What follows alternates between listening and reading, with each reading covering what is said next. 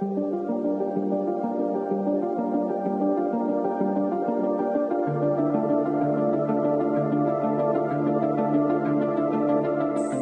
everyone. Welcome to the Construction Record. I'm digital media editor Warren Frey, and with me today, again, I have...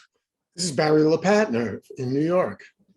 And last time we spoke, I think it was a year or so ago, we talked about COVID-19 and how it's affecting construction. That's probably going to be part of what we're talking about, but it's not the whole thing.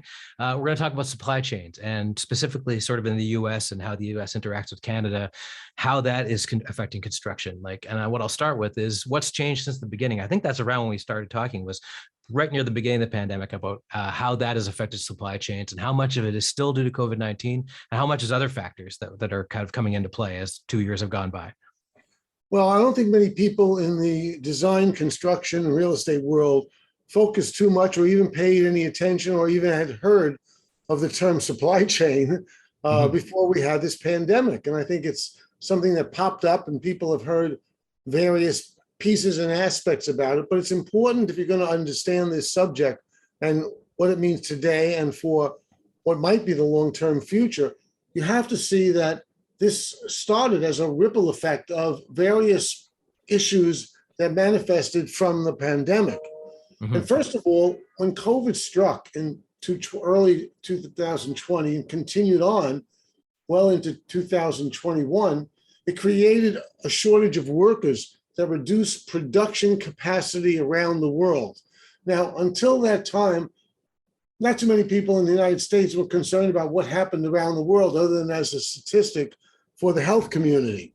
But what happened was when the manufacturing plants, the distributing plants overseas, all around the world that had enveloped as a result of globalization, the effort by companies to save tremendous money by sending their production facilities to places where they can get labor for 30 cents an hour instead of paying high labor rates in the United States. What that did was shut down these plants abruptly.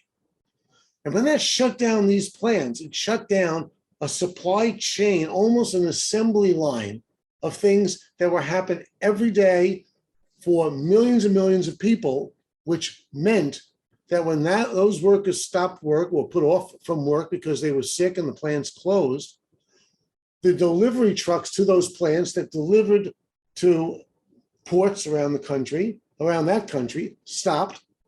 Cargo ships stopped and couldn't have anything to deliver. And on this side of the country, ports and delivery trucks and the supply chain process came to a halt or was disrupted as well. So what that did was, in terms of the construction world, meant contractors, subcontractors, suppliers could no longer get access to the ready availability of products and materials that go into our nation's buildings. And that was one thing, okay? Added to that was the fact we were already in a world where construction industry was short of workers. And that has continued today, so that today the industry needs 2.2 million new workers over the next 8 to 10 years. And it's currently unable to attract workers to fill 650,000 jobs that currently are needed, especially in skilled labor. Well, when stay-at-home workers stopped buying in traditional supermarkets, in shopping centers and the like, that led to a reduced demand, which led to even more factories shutting down throughout 2020 and 21. Well, when all of this continued, we no longer had excess capacity, which was feeding all of our project sites, our stores, our shopping centers, and the like. And the bottlenecks and the failure of the container vessels to get into ports, because in the ports they no longer had dock workers, it lined them up outside the ports of the United States and around the world. So all of this, plus an existing shortage of truckers for deliveries to project sites, exacerbated, and each bottleneck that I just mentioned needed to be fixed, but could not, because it had a ripple effect on the other bottlenecks along the way.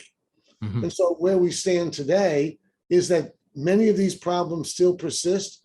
Some of them are causing major disruptions, We can discuss that. But in large part, it's not a solution that's readily addressable immediately, and it's going to take some work over some time, much more than a year or two. Okay. And which sectors in particular were hardest hits and continue to be hardest hit by supply chain problems? Well, understand that persisting to this day, the largest area is semiconductors. And that's one of the most significant sources of global supply for industries, mobile phones, automobiles, light bulbs. Computer and tech companies have been struggling to keep up with continuing demand. And we now see that because we couldn't get brand new automobiles, the market for old and used automobiles has gone up astronomically today. Some prices for old 5- and 7-year-old used cars are as much as a new car today, because you can't get a new car without waiting months and years. And throughout these various industries, in the industrial world, the supply chains are holding up industries for either construction of new industry or backlogs of materials and equipment. And this is filtering on down to the retail world, the restaurant world, and the food world. And what's the U.S. government doing to address the issue? I know about a year ago, maybe Biden said, not said, he did. He said had that was LA ports open up 24 hours, and he never really heard much past that. Also, this whole infrastructure push, I'm sure, exacerbates the issue if in fact happens. Well, the government has been forced to try and address by executive order that which they don't control. Okay, you can't force these manufacturing plants in Southeast Asia to get back online. What they have encouraged and what will become the new norm is that many of the global companies that produced goods in Southeast Asia and India, in all other parts of the other side of the globe, literally, are now repatriating those factories. And they're going to bring their production back to the US. And already new warehouses are the hottest thing in construction right now, all over the country, especially if they're near highways, especially if they're near airports. Production of warehouses are at an all-time high. Also, we're going to see the manufacturing of new plants to produce those projects from overseas because the global companies realized how truly vulnerable they were from some disruption. It just put them out of business quickly because they couldn't get their products from their factories onto ships, get them over here and get them offloaded and delivered to locations. So the problem with that is that when they finish these factories over the next 2 to 5 years here, yes, we're going to have a safer, more secure supply chain process, but those factories are going to be built and operated by robots. Almost all the companies are planning to have it be robotically manufactured. And number two, prices are going to go up. Okay, and this, I know the war in Ukraine disrupted the food supply generally, but did that localized chaos kind of spread out into the supply chain as well? Yeah, now a lot of things come out of the Ukraine. I think Ukraine is one of the largest producers of aluminum, and aluminum is in 1 million products. There are a lot of other products that we're seeing that are being held up throughout because of the war and the European disruption to their own supply chain. And so we're not going to see ourselves getting back to any kind of normal capacity until that war is addressed and problems of their supply chain, which are affecting Europe's supply chain, which are impacting our supply chain, are addressed. And how we mentioned labor shortages before, which is exacerbating in some ways. How do the supply chain issues affect labor shortages? Like if you can't find people if there aren't jobs there to deal with the supply chain, do you need the supplies at that point? Well, that's a great question because it really has had an exacerbating effect on various industries. Take, for instance, the following. There was a labor shortage in the construction industry in 2019, okay? They needed a lot of skilled workers because of early retirements of workers.